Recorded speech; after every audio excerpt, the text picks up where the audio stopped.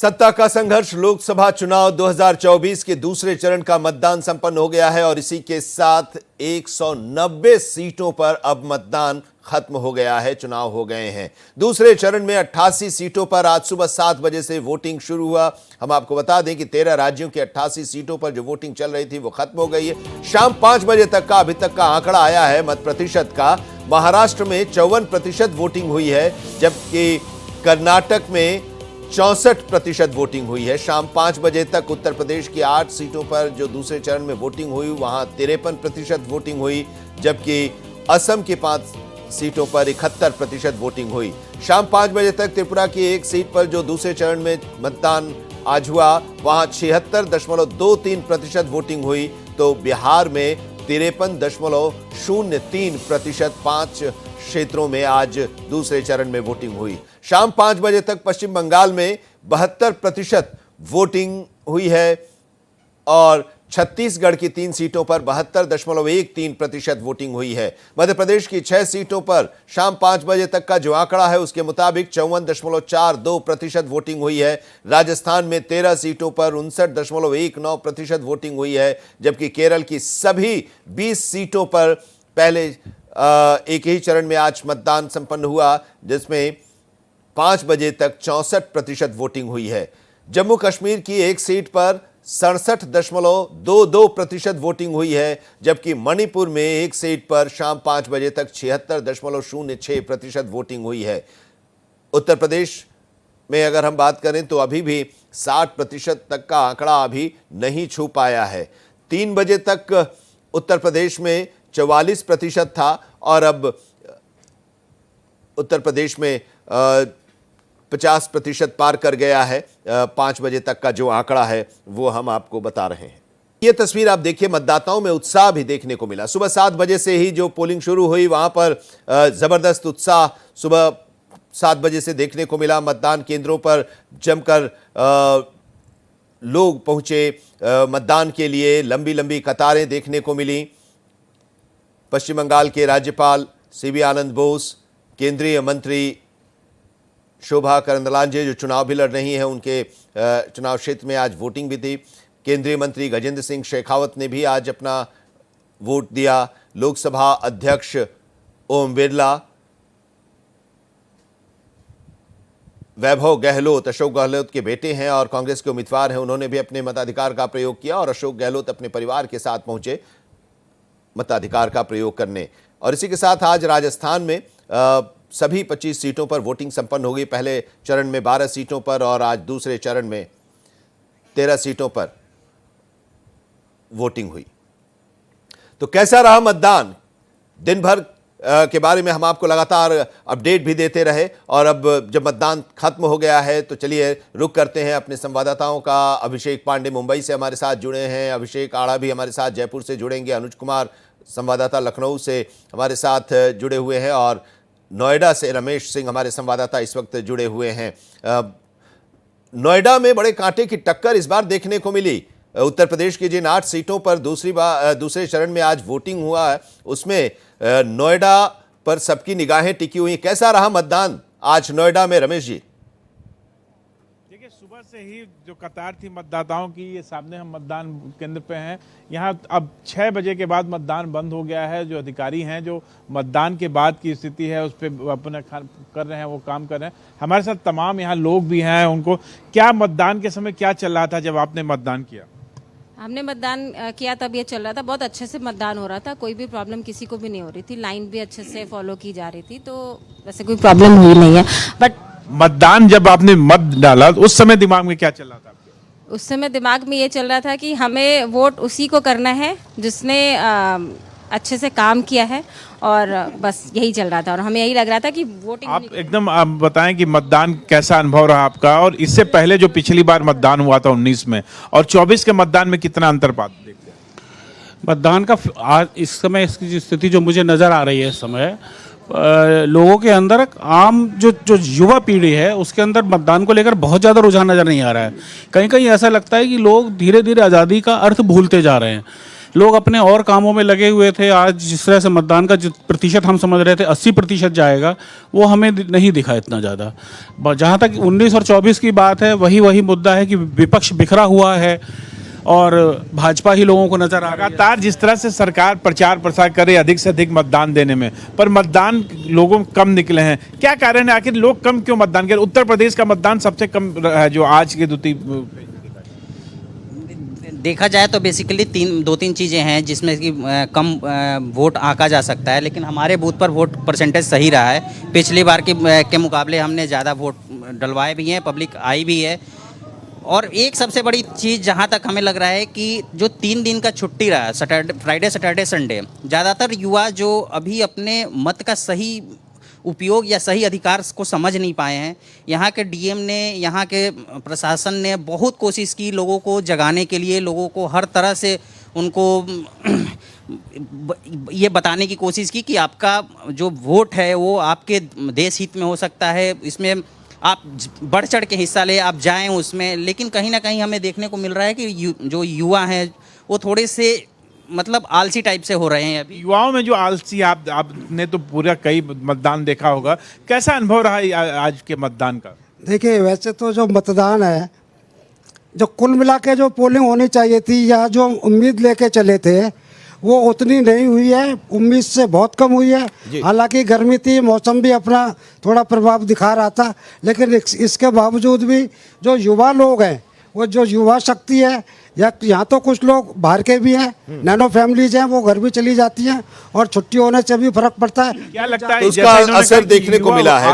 कई सारे कारण हैं, हम आपके पास लौटते हैं, लेकिन इस बीच जरा अनुज का रुख करते हैं। लखनऊ से हमारे साथ जुड़े हुए हैं। अनुज, जरा ये बताइए कि उत्तर प्रदेश की 8 सीटें हैं और मतदान एक तरफ कई ऐसे चुनाव क्षेत्र हैं और प्रदेश हैं, आज जहां पर दूसरे दौर में मतदान हुआ वहां पर जमकर वोटिंग हुई, लेकिन उत्तर प्रदेश में बड़ा सुस्त मिजाज वोटरों का पहले दौर में भी देखने को मिला और आज भी देखने को मिला। बिल्कुल आनंद जी, अब दूसरे चरण के 8 लोकसभा सीटों पर वोटिंग हुई है और 5 बजे तक बात करें तो 52% वोट हुआ है। और 6 बजे तक के बाद का रिजल्ट आएगा कि आखिर टोटल जो फीसदी है, मतलब मतदान फीसदी कितना आया, वोटिंग परसेंटेज। अगर 2019 की बात की जाए तो 19 में 65% था वोटिंग, यानी पिछली जो 2019 का जो वोटिंग परसेंटेज था वो ज़्यादा है। पर इस बार का जो वोटिंग परसेंटेज यानी 2024 के दूसरे चरण का, वो 52% दिखाई दे रहा है। सबसे ज़्यादा अगर देखें तो अमरोहा में 61% जो है वो मतदान प्रतिशत है, सबसे कम मथुरा है। और देखिए मथुरा है, यानी मथुरा में अगर बताया जाए तो 46.96% है। उसके बाद अलीगढ़ में सबसे कम है, 54.36 है। बुलंदशहर इसी तरह 54 है। यानी जो मतदान फीसदी है वो कम है और पिछली बार की तुलना, पिछली बार तो 65 था, यानी अभी हम वहां तक भी नहीं पहुंचे जितनी कोशिश जो जिला प्रशासन से लेकर चुनाव आयोग से लेकर चुनाव जो मुख्य चुनाव अधिकारी जो तमाम तरह के सोशल मीडिया के तौर पर और तमाम तरह के कैंपेनिंग किया, जानकारी दिया, अवेयरनेस किया, कई सोशल इवेंट्स उन्होंने ऑर्गेनाइज किए कि लोगों तक वो बात पहुंचे, लोग घरों से बाहर लेकर के मतदान करें। तो ये फिलहाल कोई असर दिखा नहीं। और आज फ्राइडे का दिन था। दूसरी ओर किन जो प्रत्याशी जिनकी ईवीएम में किस्मत कैद होगी, जो कि हॉट सीट है, अलीगढ़ की बात करें सतीश गौतम बीजेपी से हैं, तो वहीं सपा से विजेंद्र सिंह है। वहीं अगर गौतम बुद्ध नगर की बात करें तो महेश शर्मा, सामने महेंद्र नागर हैं यानी सपा से। वहीं अगर बुलंदशहर की बात करें तो भोला सिंह है, सामने शिवराम वाल्मीकि हैं सपा से। तो इसी तरह अमरोहा से बात करें तो कंवर सिंह तंवर हैं और सामने कांग्रेस से दानिश अली हैं। इसी तरह फिर दूसरी बात कर लें, क्या नाम है, मथुरा से तो हेमा मालिनी, सामने विपक्ष है। तो कुल मिला के ये जो थे प्रत्याशी, जो किस्मत 6 बजे तक ईवीएम में कैद हो रही है। हालांकि जब रिजल्ट 4 जून को आएगा तो पता चलेगा कौन किसकी बाजी मारता है।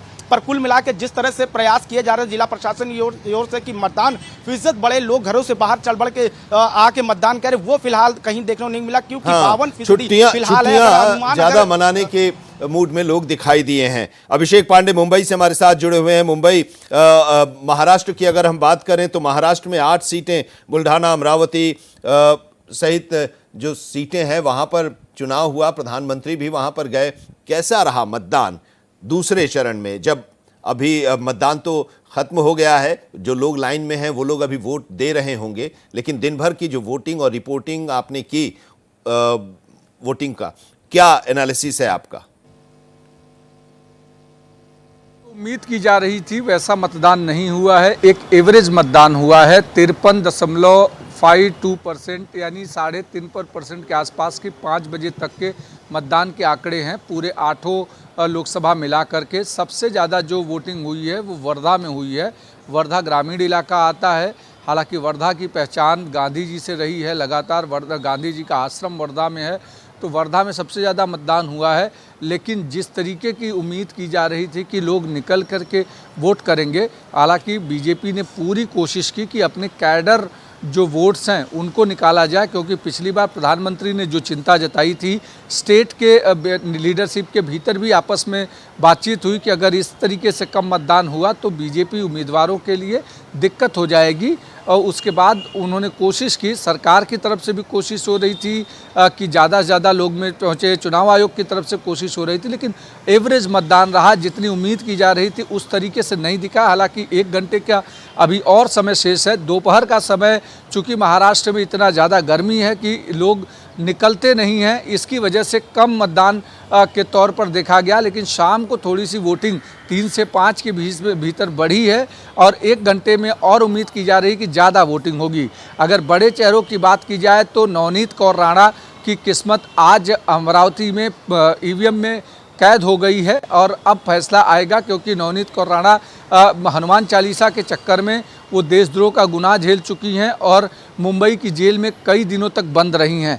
अगर नांदेड़ की बात करें तो नांदेड़ में अशोक चव्हाण भले ही चुनाव मैदान में नहीं थे, लेकिन बीजेपी के उम्मीदवार को जिताने की जिम्मेदारी अशोक चव्हाण के ऊपर थी। प्रधानमंत्री और गृहमंत्री दोनों ने नांदेड़ में रैली की थी, इसलिए वहाँ पर भी उम्मीद की जा रही है कि लगातार मतदान को लेकर के कि ज़्यादा से ज़्यादा संख्या में मतदान करेंगे तो रिजल्ट अच्छे आ सकते हैं। हालांकि विपक्ष लगातार कह रहा है कि जो भी मतदान हो रहा है उसके पीछे की वजह यह है कि लोग सत्ता विरोधी वोट कर रहे हैं, लेकिन सरकार की तरफ से यानी महायुति के जो अलाइंस पार्टनर हैं बीजेपी, शिवसेना या एनसीपी, उनकी तरफ से कहा जा रहा है कि सरकार के पक्ष में यह पूरी वोटिंग हो रही है और फिर से प्रधानमंत्री को मोदी के फिर से प्रधानमंत्री बनाने के लिए ये पूरी वोटिंग, तो निश्चित तौर पर एक एवरेज वोटिंग रही है। बहुत अच्छी वोटिंग नहीं कह सकते, जिस तरीके से प्रशासन तैयारी कर रहा था उसका कोई बहुत प्रतिफल नहीं दिख रहा है, लेकिन पिछली वोटिंग के मुकाबले थोड़ा सा परसेंटेज बढ़ा है 5 बजे तक। उम्मीद की जा रही है कि ये 60 का आंकड़ा छू लेगा तो एक अमूमन एवरेज वोटिंग कही जाएगी। मुद्दे की कमी रही या जो पार्टियों के नेता हैं या जो उम्मीदवार हैं वो अपने मतदाताओं को आकर्षित नहीं कर पाए कि वो मतदान केंद्रों तक जाएं और अपने मताधिकार का प्रयोग करें, चाहे किसी के भी पक्ष में प्रयोग करें? क्या लग रहा है रमेश जी? सबसे बड़ी बात कि जिस तरह से मतदान में उत्साह दिखता रहा है पिछले दिनों, आप अगर देखें 19 के चुनाव में जो विधानसभा के चुनाव हुए वो, पर आप उन राज्यों में देखें, चाहे छत्तीसगढ़ हो, चाहे पश्चिम बंगाल हो, आप नॉर्थ ईस्ट के राज्य देखिए, हर जगह जो परसेंटेज है बहुत ज़्यादा है, वो 70 पार परसेंटेज है 5 बजे के बाद।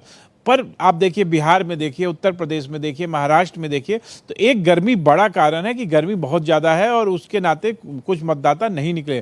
पर आप देखिए कि सुबह का समय और शाम का समय, इसमें मतदाताओं की भीड़ रही मतों में, तो 1 घंटे के बाद का जो है, तो मुझे लगता है कि जिस तरह से पिछली बार का परसेंटेज था उससे कुछ परसेंटेज कम होगा, पर जब सही आंकड़ा आएगा तो 60 के आसपास इन राज्यों के मतदान का प्रतिशत होगा। फिर भी कम है, क्योंकि इन राज्यों में तमाम, उत्तर प्रदेश में, बिहार में तमाम लोग बाहर रहते हैं, तमाम जगहों पर नौकरी में लगे रहते हैं। एक बड़ी संख्या है जो अपने प्रदेश से बाहर जाके नौकरी करते हैं, तो उन लोगों का भी मतदान नहीं हुआ है। तो इस तरह से तमाम मतदान है जो नहीं हो पाए हैं। नोएडा में भी यही कहानी है। जिस बूथ पे हूँ मैं, इस बूथ में तमाम लोग जो हैं जो अन्य राज्यों से आके नौकरी करते हैं, कुछ लोग उत्तर प्रदेश के हैं, तो वो लोग अपने घरों को चले गए हैं क्योंकि 3 दिन की छुट्टी है। इसका भी असर जो द्वितीय चरण है उसमें हुआ है, क्योंकि आप देखिए कि 12 राज्य और 1 केंद्र शासित प्रदेश, 13 में 88 जो है सीटें हैं उस पर मतदान हुआ है और मतदान का जो प्रतिशत है वो उतना नहीं हुआ जितना सरकार ने या निर्वाचन आयोग ने प्रयास किया था। बिल्कुल। और चूंकि 2014 और 2019 में जिस तरह का उत्साह मतदाताओं में देखने को मिला, वो उत्साह 2024 में अभी देखने को नहीं मिल रहा है, जबकि कोशिशें पूरी की गई हैं। प्रचार भी जबरदस्त हुआ। प्रधानमंत्री नरेंद्र मोदी की अगर हम बात करें तो वो भी लगातार प्रचार कर रहे हैं, नारा भी दिया गया 400 पार का। उदासीनता की वजह आपको क्या लग रहा है अनुज? बिल्कुल उदासीनता तो ठीक है, लोग सुस्त रहे, क्योंकि देखिए सबसे कारण जहाँ जहाँ से रिपोर्ट आ रही गर्मी, क्योंकि भीषण गर्मी है और उसको लेकर पहले से भी अलर्ट किया गया है कि जो लू है उसको लेकर तमाम तरह के जो जिले हैं वो अलर्ट मोड पे भी थे। प्रशासन ने भी कहा कि एहतियात के तौर पे घर से बाहर निकले, तो प्रशासन ने भी कई तरह की तैयारी की। तो मैं खुद देखने गया तो जिला प्रशासन ने कहा कि जहाँ जहाँ जो बूथ होंगे वहाँ कूलर लगाए जाएंगे, फैन लगाए जाएंगे, पुलिस कर्मियों को भी वहाँ पे क्या नाम है कि कैप दिए जाएंगे, तमाम तरह की व्यवस्थाएं थी। और चुनाव आयोग ने भी सोशल मतलब मीडिया के तौर पर टेलीविजन के माध्यम, अखबार के माध्यम से अवेयरनेस की बढ़ाया था कि जहां से लोग घरों से बाहर निकल के बढ़ चढ़ के हिस्सा लें। पर अब ये पता चलेगा 6 बजे बाद की टोटल जो वोटिंग परसेंटेज वो कितना है। हालांकि योगी आदित्यनाथ से लेकर पीएम नरेंद्र मोदी ने धुआंधार प्रचार भी किया है और हर बार हर चरण में मुद्दे बदलते हैं। पहले चरण की बात की जाए तो विकास के मुद्दे थे, राम मंदिर के मुद्दे थे, दूसरे चरण में आते आते संविधान से लेकर विरासत टैक्स के मुद्दों में बात हुई। अब तीसरे चरण की तरफ बढ़ रहे हैं, तो जहां पे आप गौ कशी को लेकर मुद्दा उठाया जा रहा है, जहां की ओबीसी के आरक्षण को लेकर मुद्दा उठाया जा रहा है, जहां पे धर्म के आधार पर बंटवारे को लेकर मुद्दा उठाया जा रहा है। तो ये जो मुद्दे हैं, जैसे जैसे चरण बढ़ता जाएगा वैसे वैसे मुद्दे बदलते जाएंगे। मुद्दे के हिसाब से वोटिंग परसेंटेज भी में भी आपको जरूर बदलाव दिखेगा। तो तीसरे चरण का जो मतदान है वो 7 मई से होगा। 7 मई में 10 लोकसभा सीट उत्तर प्रदेश की में मतदान होने हैं। तो देखने वाली बात होती है कि आने वाले समय में जिला प्रशासन लेकर चुनाव आयोग और कितनी मेहनत करता है कि जो कि वोटिंग परसेंटेज की तुलना जो 2019 में थी उसके 2024 के में कितना आगे बढ़ सकता है। जी, ये जो वोटिंग परसेंटेज अभी तक का है अभिषेक, वो संकेत क्या दे रहा है? अगर पॉलिटिकल सेंस में अगर हम बात करें तो नतीजों के सेंस में देखिए, राजनीतिक अगर समीकरण की बात की है, जो एवरेज वोटिंग होती है वो हमेशा सत्ता के साथ होती है। जब सत्ता विरोधी लहर होती है तो इस पे परसेंटेज हाई दिखता है। अमूमन जब भी जहाँ भी सत्ता बदली है वहाँ पे प्रतिशत बढ़े हैं। उत्तर प्रदेश की अगर बात करें तो उत्तर प्रदेश में जब भी चुनाव हुए, जब सत्ता बदली, चाहे वो मायावती की बदली हो या मुलायम सिंह की बदली हो या योगी आदित्यनाथ की आई हो, तो इस समय ये तीनों ही फेज़ में वोटिंग परसेंटेज काफ़ी हाई रहे हैं। लेकिन अब जो इस बार का जो ट्रेंड दिख रहा है पूरे देश भर में, महाराष्ट्र वहाँ पर एक एवरेज ट्रेंड दिख रहा है। यानी लोगों को चलता है सरकार यही रहेगी, पीएम तो प्रधानमंत्री रहेंगे, मोदी ही रहेंगे, क्योंकि चूंकि पूरे समीकरण को अगर बीजेपी ने ट्रेंड सेट कर दिया कि जो वोटर है, वोटर के सामने सिर्फ 2 ही ऑप्शन रखा, या तो मोदी या तो राहुल गांधी, तीसरा कोई ऑप्शन नहीं छोड़ा। इसीलिए जो कयास इसके पहले रहे कि कई जगहों के विधान में इलेक्शन जा रहे हैं, लेकिन गलत, क्योंकि पता है कि चुनाव देश का है तो देश के आधार पर मुद्दे होने चाहिए। हर बार हर चरण में मुद्दे बदलते रहे हैं। पहले चरण में जिस तरीके से विकास से शुरू हुआ, दूसरे चरण में मंगलसूत्र पर आ गया, मुस्लिम पर आ गया, अब तीसरे चरण में जैसे जैसे जहाँ की वोटिंग होगी उस हिसाब से वहाँ पर क्या सार्वजनिक मुद्दे हैं जिनको टच किया जा सकता है, लोगों की भावनाओं के साथ उसे जोड़ा जा सकता है, उन सारे मुद्दों को जोड़ने की कोशिश हर पार्टियों की तरफ से हो रही है।